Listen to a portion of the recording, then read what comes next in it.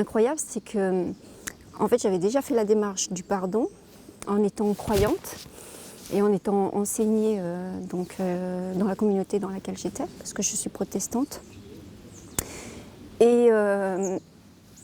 Mais pour moi, j'avais une vision du pardon qui était erronée. Parce que je me disais, pardonner, c'est pour faire plaisir. C'est pour faire plaisir à Dieu. J'y voyais pas qu'on se faisait un cadeau à soi. En fait, je me suis dit, bon, bah, de toute façon, quelque part, je me disais, ça sert à rien de garder sa colère. Mais c'était plus dans l'idée de faire plaisir. Puis l'idée aussi, ce qui est marrant, parce que c'est un peu paradoxal dans ce que je vais dire, l'idée de libérer l'autre aussi de sa colère. Mais je ne voyais pas quelque chose pour moi-même. C'est comme si ton cœur se mettait à battre. Et en fait, je fais tout le tour et je tombe devant un homme. Et en fait, cet homme me demande pardon. Et là, ouf, je m'écroule. Après, bon, j'ai compris des choses, mais sur le coup, tu te dis, waouh, qu'est-ce qu'il a fait? Et en fait, il n'a rien fait. Il a juste envoyé une vibration que tu attendais, en fait, que ton inconscient attendait.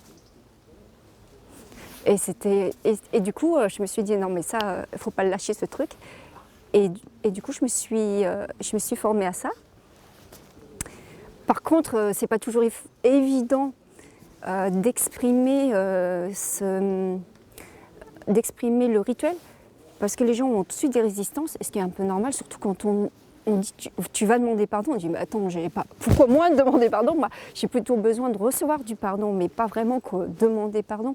D'abord, j'ai pas fait de mal, et puis si j'ai fait du mal, c'est pas si important que ça. Enfin, c'est trop rigolo, les réactions qu'on peut avoir des uns et des autres. Puis il y en a, ils sont carrément accros. Et quand je fais des cercles de pardon, j'en ai plein qui disent mais c'est tellement extraordinaire. Et j'en fais moi des petits. Et les gens, mais c'est tellement magique qu'ils s'ouvrent et on voit un rayon de soleil en fait sur leur visage après. Et c'est ça où je trouve que c'est un modèle laïque qui est assez extraordinaire. Même si au départ on doit quand même dépasser des résistances et c'est pas une secte, parce qu'on parle des cercles de femmes, on parle des cercles chamaniques. Donc les gens ont un peu peur en se disant mais dans quoi je m'enrôle? Mais quand ils l'ont expérimenté, ils disent mais non, mais c'est extraordinaire.